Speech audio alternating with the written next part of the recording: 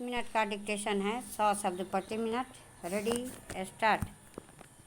केंद्र सरकार ने कोरोना संकट की भयावहता देखते हुए महीनों से धरने पर बैठे किसानों से धरना खत्म करने की अपील की है। चूँकि इस बार की संक्रामकता बेहद ज़्यादा है, लिहाजा सरकार उन्हें हटाने के लिए सुरक्षा बलों का प्रयोग भी कर सकती है। दुनिया के सभी आंदोलनों की रणनीति का सिद्धांत यही कहता है कि अगर दूसरे पक्ष पर एक स्थिति का प्रभाव न पड़े तो फिर से शक्ति हासिल कर दोबारा प्रयास करना चाहिए। गांधी जी भी अंग्रेज़ों के खिलाफ आंदोलनों में इस नीति का प्रयोग करते रहे।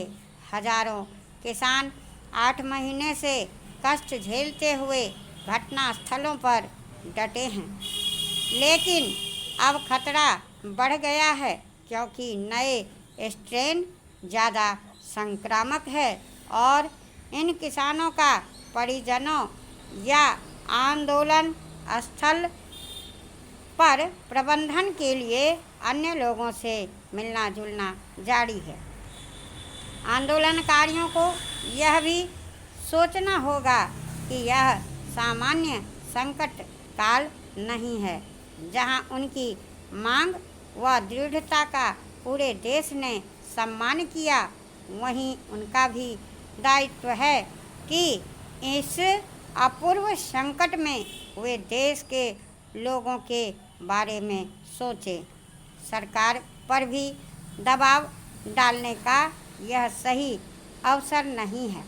अगर सरकार की आलोचना हो भी तो सकारात्मक तरीके से, ताकि टीका, दवा, ऑक्सीजन, बेड और इलाज तंत्र को वह राज्यों में चल रहे चुनाव के मुकाबले प्राथमिकता दे।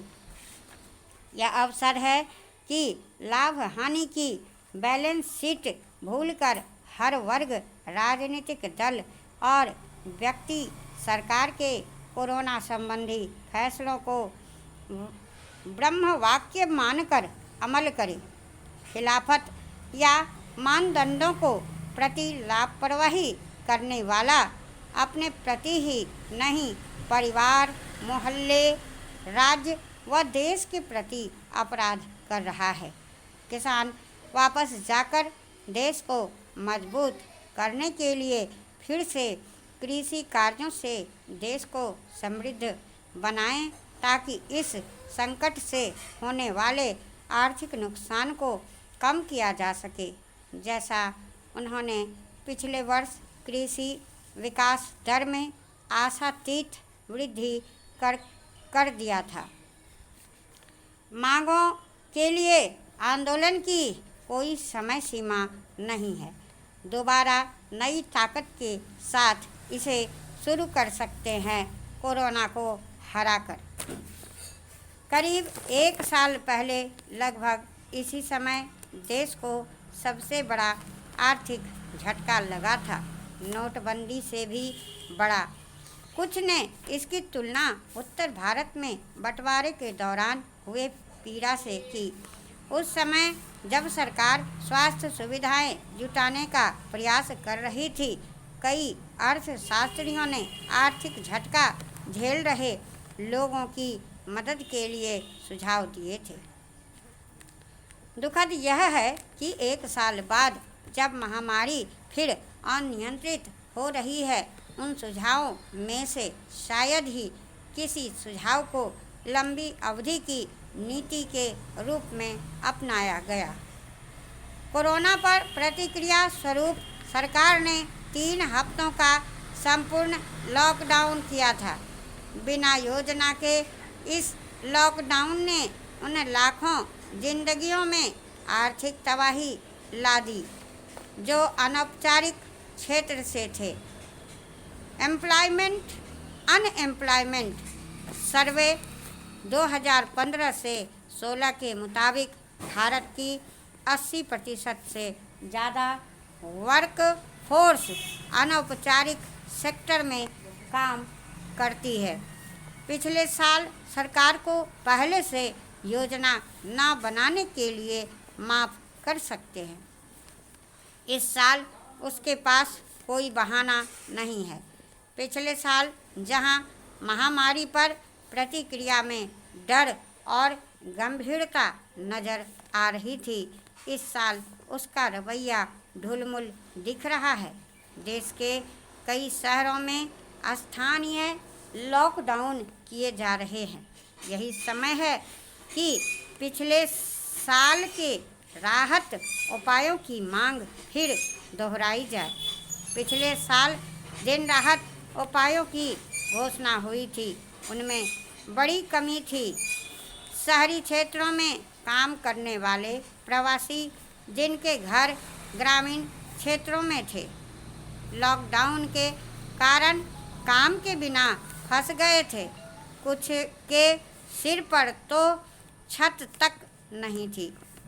इस बार राहत उपायों के तहत केंद्र सरकार भोजन के लिए भारतीय खाद्य निगम के जरिए अनाज व दाल सप्लाई कर सकती है। प्रवासी इसका इस्तेमाल सामुदायिक रसोई जैसे तमिलनाडु में अम्मा कैंटीन, कर्नाटक में इंदिरा कैंटीन आदि चला सकते हैं। इनका कामगार स्वयं प्रबंधन कर सकते हैं और उनकी कुछ कमाई भी हो सकती है।